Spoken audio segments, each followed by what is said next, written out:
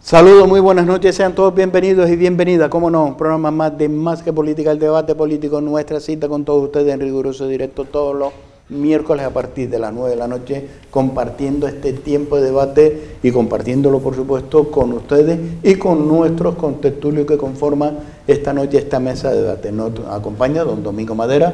Buenas noches, Domingo. Muy buenas noches. ¿Cómo estamos? Por ahora muy bien. Me alegro, hombre. Don Gregorio Viera, muy buenas noches. Buenas noches, Paco. ¿Cómo estamos? Pues muy bien, después de una noche de finados y demás, pues tranquilito. Hombre, desfinado, ¿eh? Desfinado. Desfinado. Don Fernando Toribio, buenas noches. Hola, buenas noches. ¿Cómo estamos, Pues Fernando? bien, gracias a Dios, bien.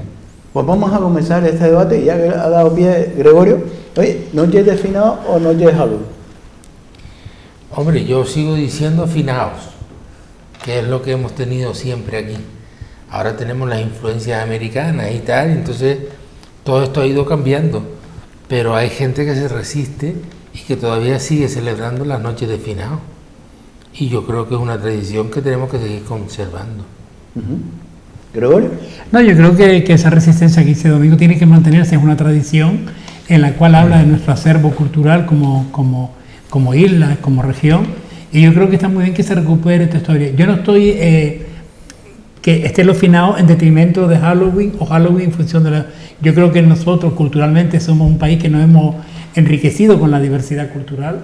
Ahí tenemos nuestros cantares, con los grupos folclóricos, en la cual hace una mezcla entre las dos orillas de canciones de un lado y de otro, y eso no ha perturbado, ni siquiera ha cogido nuestro cantar y lo ha menospreciado. Al contrario, creo que hemos evolucionado muchísimo más en esa diversidad cultural, y creo que Halloween ha venido para quedarse, como vino Navidades, vino Papá Noel y todo lo demás, ¿no? Yo creo que pueden convivir. Lo que sí es verdad es que las administraciones tienen que hacer algo más para poder pasar el testigo a las nuevas generaciones de cuáles son nuestros usos y costumbres, porque una cosa de los finados, aunque es finados y quedaba como muy así, pero aquí le llamamos finados, es el rancho de almas, que ya no se hace, pero que también es una tradición que está muy bien y que creo que deberíamos ir recuperando, pero sobre todo por nuestro acervo cultural, e históricamente mantenerlo y educar a nuestros niños y a nuestras niñas en cuáles son esos arraigos, porque yo estuve el otro día en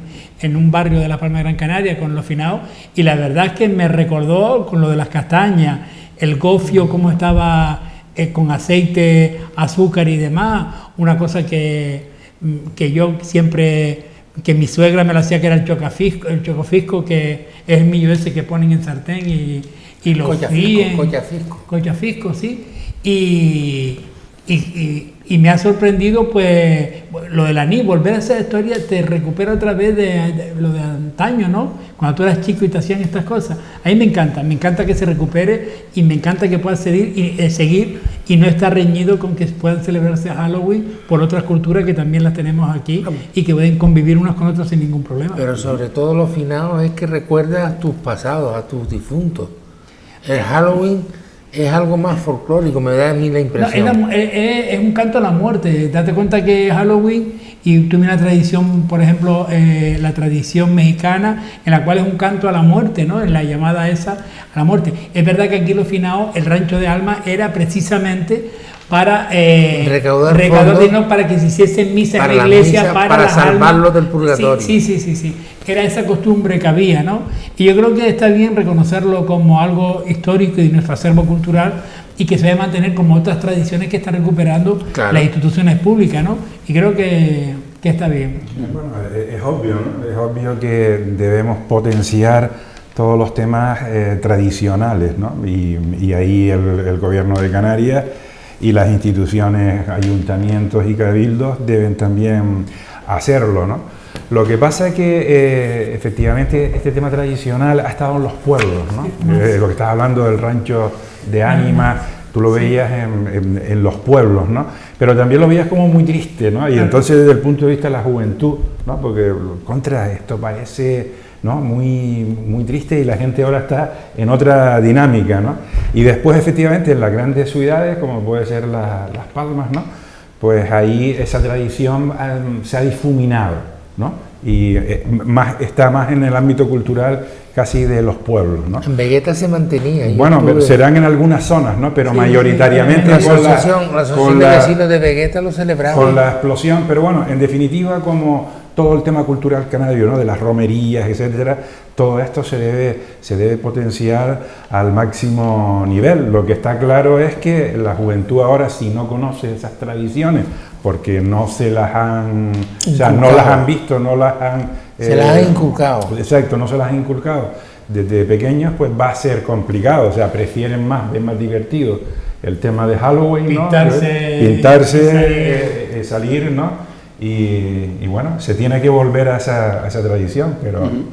Sí, bueno, pero lo que acabo de decir es que desde los centros educativos no vivíamos esas tradiciones. No.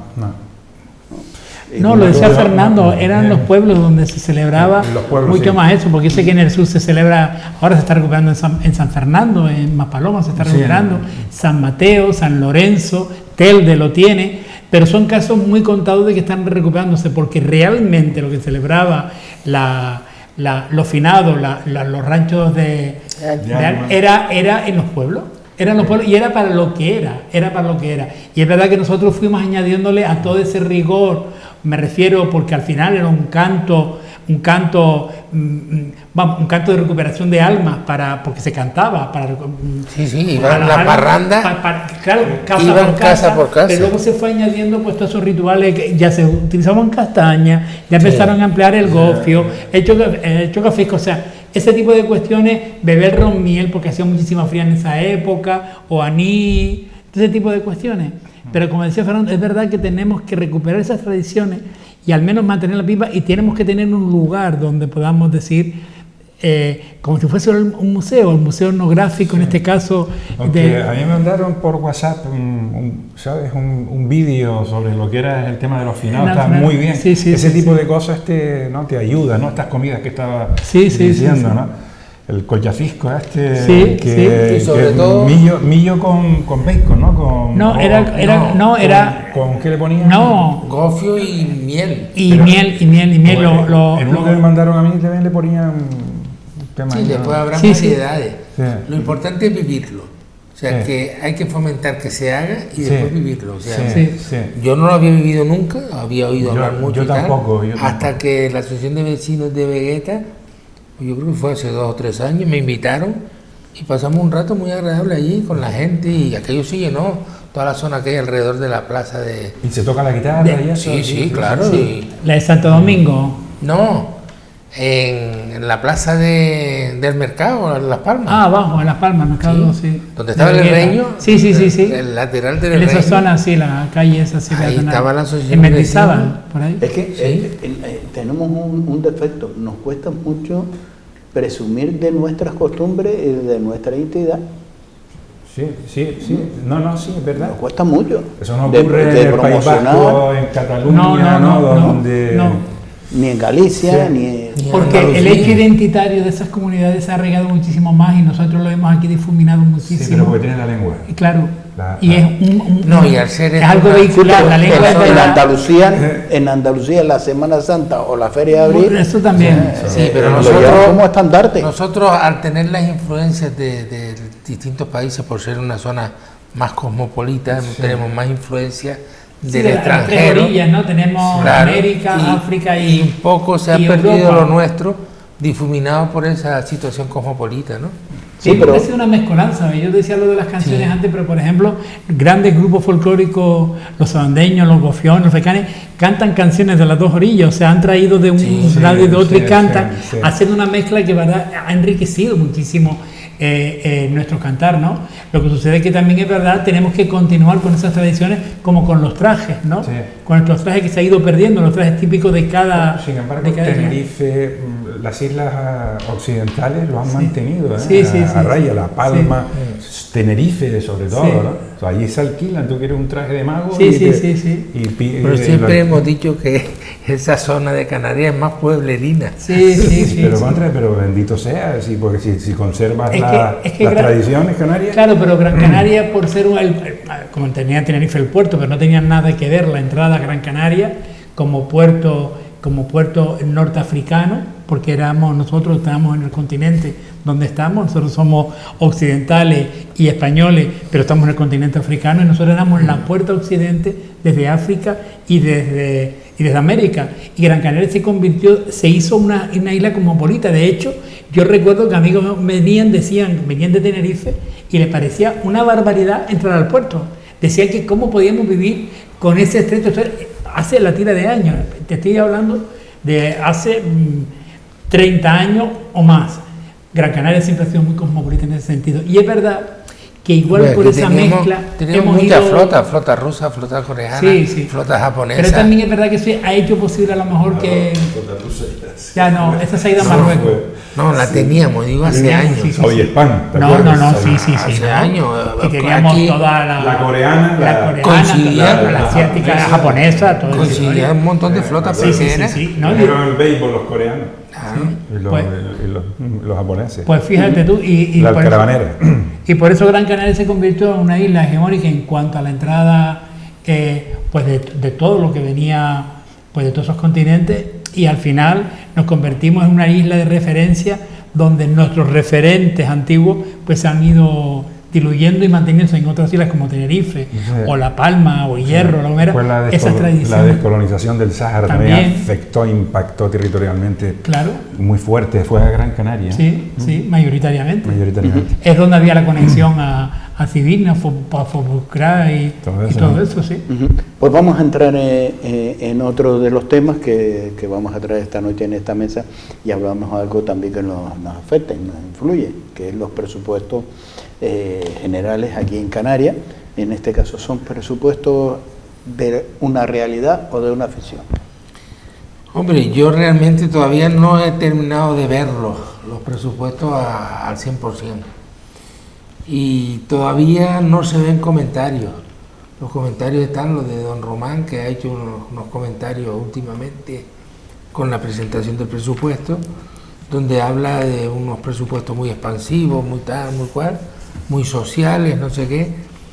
Pero hay un informe de la IDEF que dice que pueden ser unos presupuestos que están bien, pero si se mantienen las circunstancias económicas que han hecho, que son bastante optimistas, y que la IDEF piensa que eso no se va a dar y que por eso no son unos presupuestos reales.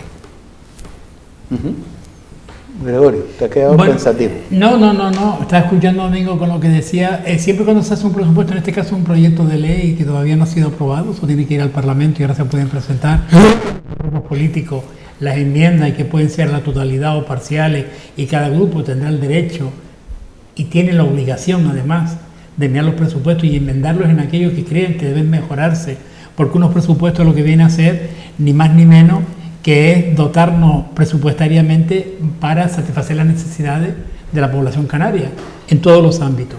Yo sí en parte que lo he mirado, que aumenta como un 12% con respecto al anterior, y lo más que me ha llamado la atención es el aumento que ha tenido considerablemente en todo lo que tiene que ver los asuntos sociales, en este caso sanidad, dependencia y educación, que son los grandes que se llevan, pues de 10.180 millones se llevan 7.000 y pico, esa historia.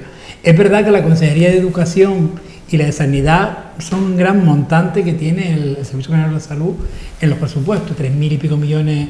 Sí, Sanidad se lleva siempre casi un 40%. Sí, tiene más. Muchísimo. Y ahora se ha aumentado también en servicios sociales, que eso le ha valido el poner más presupuesto en la Consejería de Noemí Santana, que era la gran perjudicada en los presupuestos anteriores, porque los presupuestos, sabes que son 4 fuerzas. Y las 4 fuerzas tienen que ponerse de acuerdo donde ponen más dinero. Yo lo que he podido leer es que han satisfecho las necesidades más perentorias de todas las 8 islas, incluida la Graciosa. Y aumentan más los presupuestos en las islas llamadas periféricas que en las 2 grandes, que son las que se mantienen, pero han aumentado en todas las otras. Y claro, nosotros, aparte del informe que dijo Domingo, que es verdad, que Román dijo 3 escenarios, yo es que lo pude escuchar y leerlo, da 3 escenarios posibles, y se ha quedado el gobierno de Canarias con el del medio, como no podía ser de otra manera.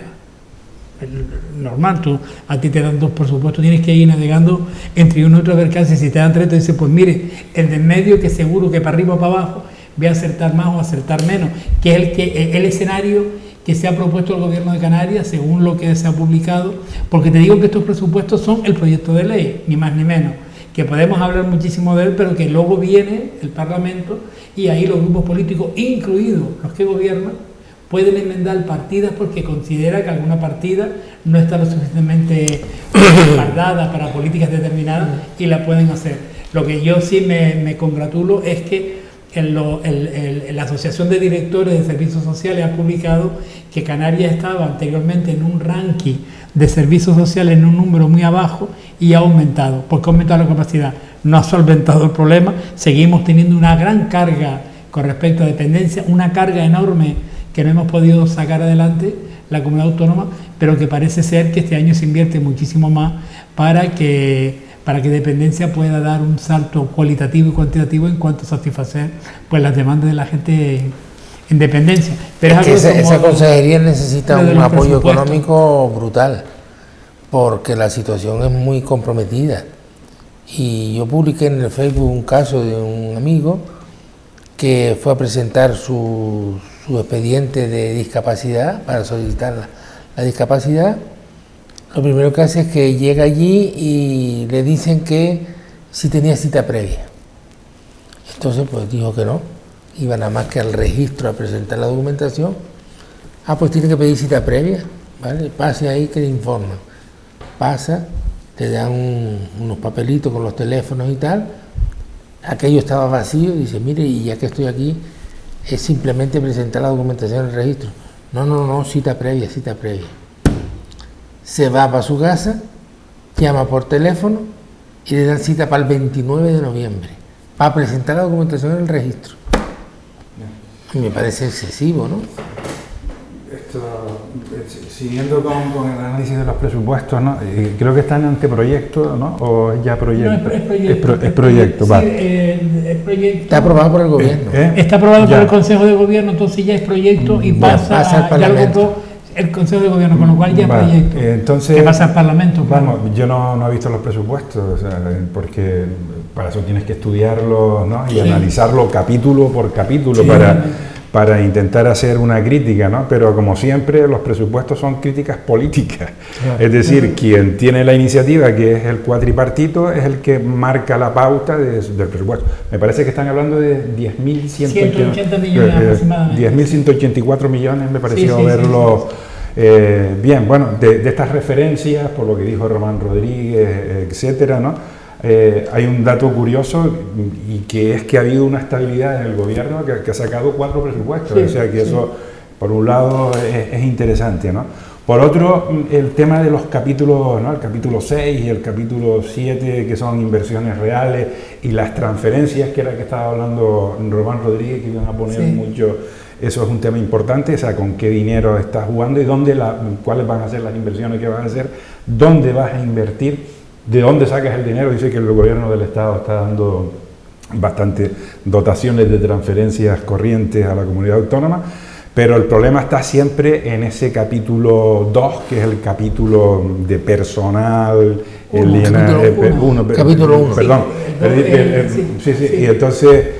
Y entonces, ahí tienes un tema, ¿no? Y sobre otro es en el control de ese presupuesto, a dónde va, en esa transparencia, lo que estás diciendo, es decir, oye, necesitamos una actuación en las administraciones públicas que sea total y absoluta. Por ejemplo, dotar para que no haya esa cita previa, que es una tomadura de pelo, porque no solo esto es lo que estás diciendo, sino es en línea general. Es decir, vas ahí, oye, cita previa, tú fíjate, si le dan hora para presentar la documentación dentro de un mes, para que lo evalúen después, estamos hablando de 6 meses por lo menos. Sí. Y para que llegue la calificación, no te digo. Bueno, no puede ser. El tema es lo que estás diciendo, ¿no? Que ahora políticamente los partidos de la oposición tienen que hacer una enmienda a la totalidad y después enmiendas partidas por partidas, que por cierto sabes que tienes a la hora de decir una enmienda tienes que la baja de presupuestaria de otro, decirle de dónde lo sacas, ¿no? Y está en manos de la mayoría. Y ahí es el juego de la mayoría, que es que tiene... Sobre todo dice... sí, aquí, y te va a admitir enmiendas, sí o no, depende, ¿no? Y esas bajas y va a ser el criterio que haya, ¿no? que tengan, ¿no? Yo espero que el presupuesto, bueno, vaya, no sea un presupuesto político, clientelista, porque tenemos ahora las elecciones ahí y muchas veces va hacia ese enfoque. Espero que no sea así, sino que sea un presupuesto que realmente defienda los intereses y que sea realista de que no vayas a soltar el bluff, porque tienes que tener en cuenta la situación de incertidumbre total y absoluta que hay ahora en la actualidad. Y con una tendencia a la baja, es decir, no a la alta. ¿A cuánto le estás descontando? ¿Estás deflactando? ¿No estás deflactando el IRPF? Que por lo visto dice que en determinados tramos, ¿sabes? Que eso se vea, porque ahora el tema de las hipotecas es terrorífico. Terrorífico el aumento. Todo este tipo de cosas lo tienen que hacer para tener ayuda determinada. En temas sociales, bueno, pues espero que efectivamente vayan ahí. Pero yo me temo mucho, sobre todo ya porque ya es los presupuestos de las elecciones, que quien controla ahí, que es el Casimiro el grupo, ¿te refieres? Que puede estar tirando para donde tira en políticas clientelares. Eso es lo único que a mí me preocupa, ¿no? A mí quisiera una de las herramientas más importantes que tiene cualquier institución, que son sus presupuestos, y por eso hablamos de realidad o ficción. A mí siempre lo que me preocupa es, tú tienes unos presupuestos que pueden ser más reales o menos reales. A mí me preocupa luego la ejecución de los mismos, claro. Porque otra de las cosas es que tú llegas a un tiempo, llega septiembre, octubre, y dices, ¿cuál el grado de ejecución presupuestaria? Y tú dices, un 50%, y dice, pero mire, es que le queda 2 meses para finalizar el año. Es que tenemos que barrer todo ese dinero porque usted no lo va a poder utilizar. Es lo que luego pasa remanente, porque al final no te lo puedes gastar. Y se habla entonces de mala ejecución presupuestaria, claro que sí. Es cuando un gobierno no es capaz de gastarse, no digo la totalidad, porque a veces es imposible, y te lo explico por qué. Un ayuntamiento como Tele tiene 90 millones, ¿no? Y tiene transferencias de otras administraciones, ¿no? Ya lo tienen contemplado en eso de ingresos y gastos que Fernando antes decía con respecto a un presupuesto. Tú tienes transferencias de otras administraciones, sea del Estado, sea la que tiene. Pero si tú consigues más presupuesto para asfaltar calle que no sale de tu presupuesto, que tú lo tenías presupuestado, tú tienes 3 millones para asfaltar, pero tú consigues que el Cabildo te pague 1,5 millones. Tu presupuesto pasa de 3 a 4,5. Claro.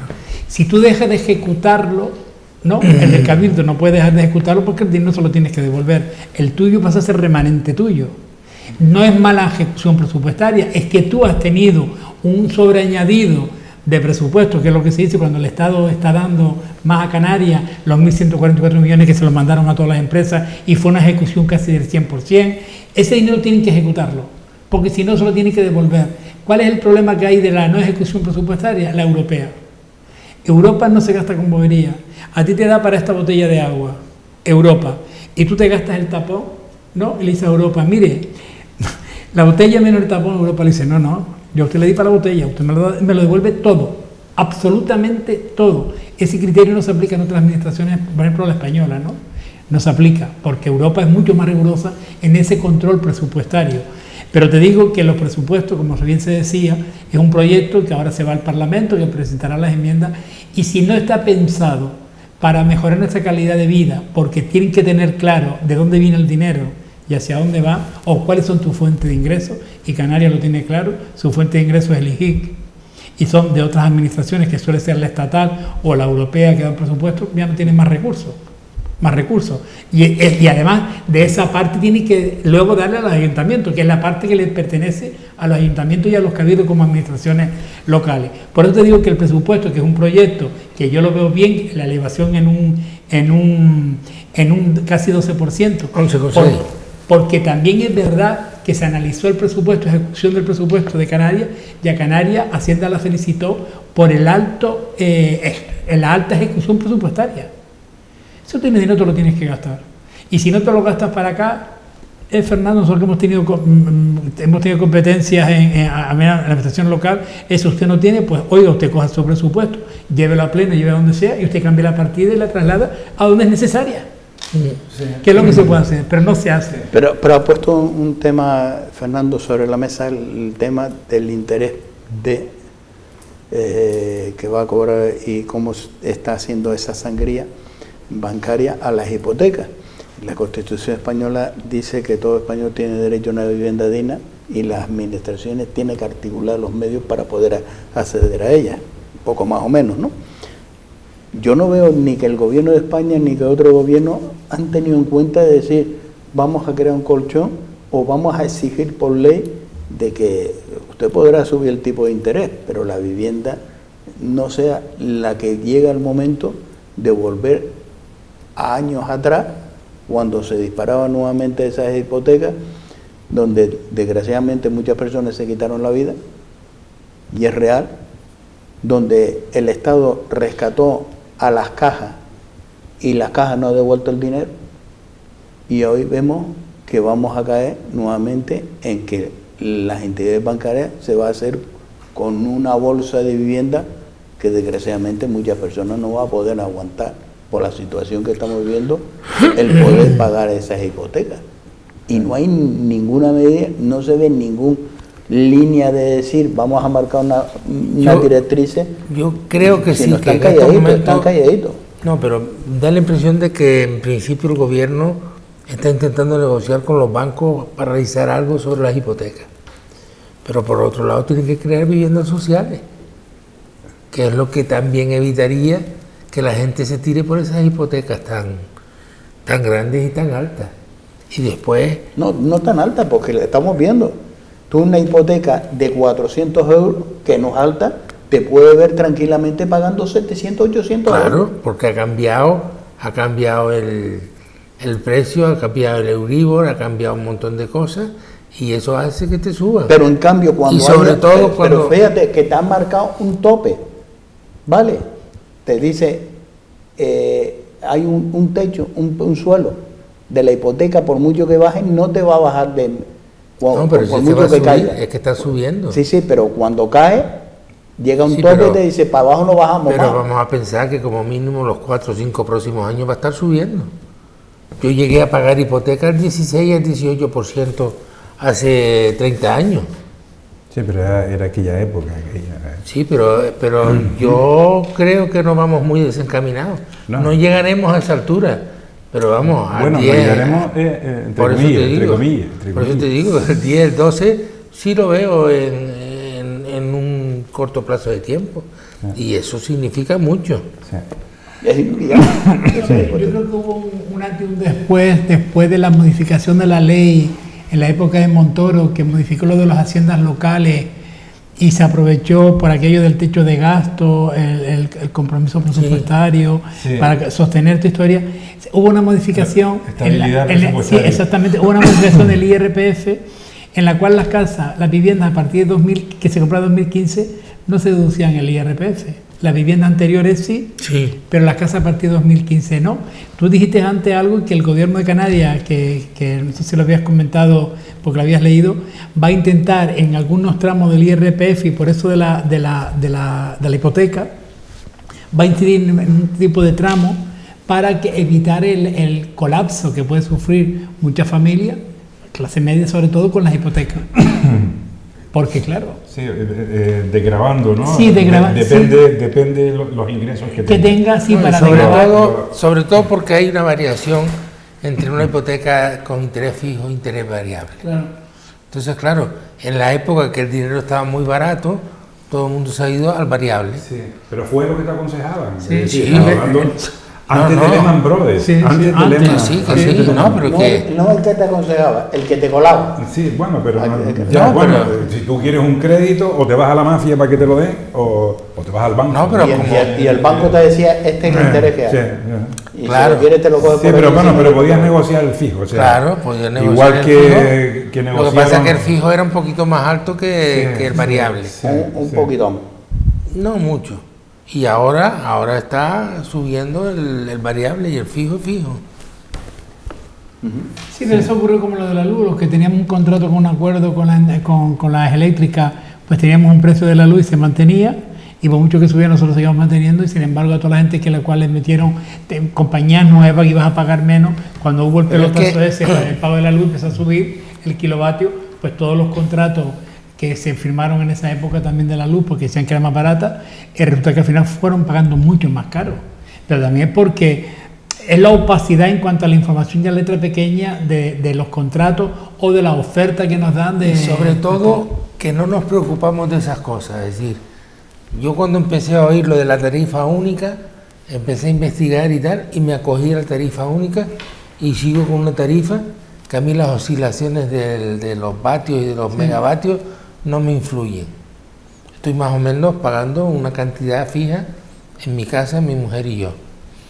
Y con el tema de la hipoteca lo mismo, es decir, empecé a ver cómo estaban las cosas, empecé a ver que estaba empezando a subir y de repente le aconsejé a mi hijo, cógete una hipoteca ahora que está baja y a precio fijo. Y la verdad es que salió ganando, o sea, se ha quedado con una hipoteca bastante barata, al 1,65 me parece, fija. Y ya con las subidas que están habiendo no le influyen. Sí, no, el problema es eso. Es que hay que preocuparse y estar continuamente viendo las ofertas, viendo las cosas y analizándolas.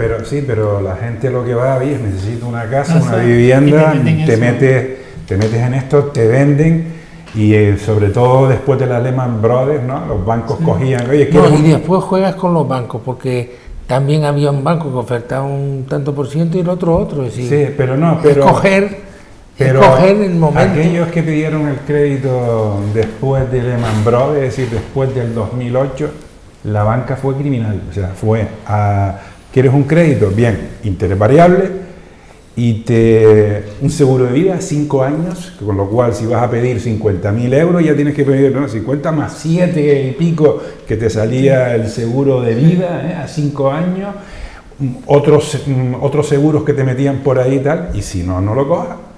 Pero como a ti te hacía falta pedir o sea, ese tipo de situaciones, ¿no? Hace que estemos en una situación como los siervos de la gleba, es decir, estamos sujetos a una hipoteca toda nuestra vida, y en este tema ahora pero vamos, lamentable, porque te estás pasando ahora, te puedes ver cobrándote el doble, de una hipoteca. Lo que estás hablando de una hipoteca de 900 euros se te puede meter ahora en 1.000 Claro, porque como el tipo de interés estaba muy bajo y ahora está subiendo progresivamente cada 2 meses. El tema lo que estábamos diciendo, esto sería una competencia del Estado. Sí, el Estado debe intervenir porque las comunidades autónomas no tienen estas competencias así para entrar a hablar de esta economía a nivel general. Pero indudablemente nosotros rescatamos a la banca. Es bien que a la banca que era de las cajas de ahorro, etcétera, ¿no? Pero indudablemente todas esas, lo que es Caixa, en fin, todo este Bankia, tipo de caja de ahorro, todo este tipo deberían, ¿no? Sí, pero también tenemos que pensar, porque hablamos de los grandes negocios de la banca, que efectivamente los tienen, y las ganancias anuales que están teniendo de miles de millones. Pero detrás de eso hay miles de accionistas. Sí, fondos. Que no es uno solo el que se ha quedado con todo eso, sino que todos esos beneficios tienen que repartir entre un montón de miles de personas. Sí, pero no puede, es decir, uno de los temas ahora, problemas que tenemos en el sistema democrático, lo estamos viendo a nivel mundial, no solo a nivel de España, lo tienes en Brasil, lo tienes en Estados Unidos. La polarización, es decir, estamos viendo que a través de la crisis de Lehman Brothers, el tema desgraciado del COVID con la interrupción de suministro y ahora la guerra de Ucrania, que están una gente más rica y otras más pobres, y la clase media yéndose empobreciendo. Totalmente empobreciéndose. Entonces, ¿qué es lo que va a pasar? Lo que está ocurriendo, ese enfrentamiento ya. Ahora, por ejemplo, imagínate aquí que en España nos ocurra lo de Brasil o lo de Estados Unidos. No reconozco la victoria del partido que gane las elecciones. Y esto tiene un tema virulento porque la gente está, que no hay una igualdad, esa que dice la Constitución, material, que tienes que conseguir los objetivos para alcanzarla, ¿no? Ves que todo eso se difumina. Y ves que ahora con este tema van a haber otra vez los desahucios hipotecarios, porque la gente no va a poder pagar, porque además los procesos de producción los ves ahí. están enquilosados, el mercado de trabajo está totalmente enquilosado. Y todo este tema que estamos viendo de la guerra de Ucrania, que por cierto, has visto ahora que en Barcelona hicieron un tema de alarma química, ¿no? Basándose en este tema que es el 112 inverso, que le llaman. Que te avisan de calamidades, ¿no? Y la gente piensa, nos están preparando para un tema que nos pueda venir de una catástrofe.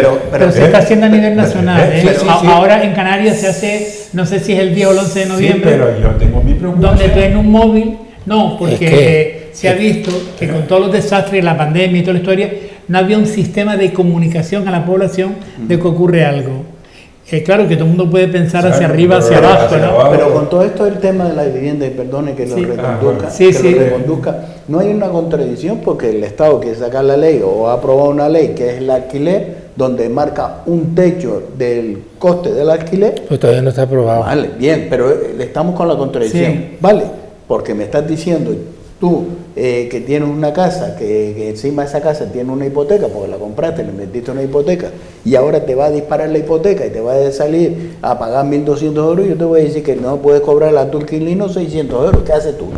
Sí, pero Paco, aquí que está Fernando, que es jurista, y es lo de el Estado no puede ser intervencionista porque hay una relación entre dos bancos y una persona que se compra una vivienda con una hipoteca a un determinado interés. El Estado no puede meterse en la injerencia entre una empresa y un ciudadano en la cual tiene una relación contractual. ¿Qué le va a decir el Estado al banco? Usted la hipoteca la tiene que bajar. Sí, pero ¿qué le está diciendo el Estado al señor que pero tiene que tú le estás prohibiendo ¿cuál es subir el techo del alquiler que tienes que cobrar? Subir el alquiler no se lo permite. No, porque es la potestad que tiene el Estado con respecto a... Y la tiene, creo que los ayuntamientos, o sea, el Estado la tiene y luego la tiene delegada al ayuntamiento. Pero tú me dices a mí que yo no le puedo subir el alquiler a mi inquilino porque a mí me ha subido la hipoteca y yo quiero poner la hipoteca para poder pagar la hipoteca y resulta ser que ahora me vas a llevar a mí ¿a dónde?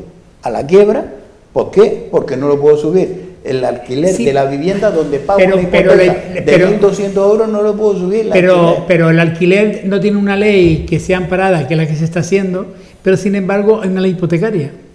Sí, pero la ley hipotecaria. Sí, no, que el Estado puede, el Estado puede una ley puede dopar, como ha hecho con la esto ibérica, puede dopar. Pero volvemos a lo mismo, tenemos una ley hipotecaria que todavía ni se ha tocado, ni la van a tocar, ni quieren tocarla, donde la Unión Europea le ha dicho, oiga, las cláusulas hipotecarias que tienen ustedes en España son abusivas.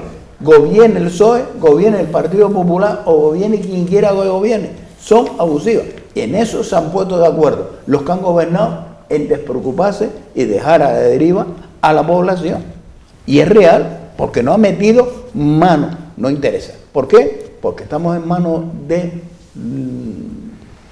Sí, bueno, nosotros tenemos... los bancos, porque los partidos políticos velan más por el interés de los bancos que de los propios ciudadanos, pues posiblemente, porque cuando alguien rescata las entidades bancarias y no rescata a las personas que compran una vivienda y desgraciadamente por la situación que tiene, no es porque estuvieran viviendo por encima de sus posibilidades, como nos quisieron vender, le han quitado la vivienda, prefirieron más rescatar a los bancos, a las cajas, que rescatar. Pero un momento, cuando la pandemia y el Estado tomó decisiones, paralizó las hipotecas, no solamente puso en marcha los ERTE, una de las partes también que hizo fue con los bancos, fue que las hipotecas no podían porque se cerró absolutamente todo y el Estado hizo posible llegar a un acuerdo para que la banca, la hipoteca a la gente pudiese tener una respiración con respecto a la situación. Lo que pasa es que el aplazamiento... Claro, pero el aplazamiento lo paga con los intereses que tenía, no con los nuevos intereses que te puedan dar. El bloque económico, ¿no?, de la Constitución, estas son una economía libre de mercado donde en circunstancias determinadas puedes planificar la economía y puedes intervenir la economía, es decir, que según la orientación política de los gobiernos, puedes, ¿sabes?, hacer una política liberal, una política pues más planificada, más intervencionista. Por eso nosotros tenemos una economía de mercado mixta, por decirlo así, donde tienes libertad, ¿no?, de mercado, pero también controlas y planificas en interés de la sociedad, ¿no? O sea, que puedes intervenir. En el tema este que estabas diciendo de la vivienda, es un artículo que es el 47, ¿no? Es un principio rector, ¿no?, de economía política, económica y social, pero tiene que desarrollarse, porque si no se desarrolla a través de una ley, son principios, ¿sabes? Que quedan bien, pero tienes que llevarlo a la práctica, ¿no? Lo que estaba diciendo Domingo, ¿no? Es decir, oye, pero dicho esto, aparte que tienes que sacar esa ley, una ley de la vivienda para que todos tengan ese derecho a la vivienda digna, entre comillas, pero tienes que hacer una política de vivienda social. Tienes que hacerlo, tienes que tener un mercado ahí de vivienda y plantearte ese tipo de situación, y eso no lo está haciendo. Lo que no puedes hacer es sacar una ley para intervenir al pobre, o sea, porque normalmente en España no son grandes mayorías de propietarios de vivienda, sino estás hablando del pensionista que tiene una vivienda, a lo mejor para alquiler, para subvenir las necesidades de su pensión, que se le queda corta, son este tipo de personas. Entonces tú no le vas a poner un límite, porque yo creo incluso que eso es inconstitucional. Eso usted no puede alquilar. ¿Por qué? Eso atenta contra la libertad. Sí, pero ahí es donde tiene el problema el gobierno. El gobierno, el Partido Socialista está en una línea y Podemos está en otra. Sí, pero y al no haber acuerdo es por lo que no sale la ley. Pero los podemistas no se están pronunciando por el tema de la subida de las hipotecas. Yo no he visto al señor de consumo, el señor Garzón, que nos recomienda que no lo único que están es frenando los alquileres. Ellos están más, hombre, menos mal que van a aprobar la ley de Ocupa, y ahí es la tendencia a ocupar. Nos vamos a publicidad y a la vuelta volvemos nuevamente con todos ustedes compartiendo este tiempo de Más que Política, el debate político.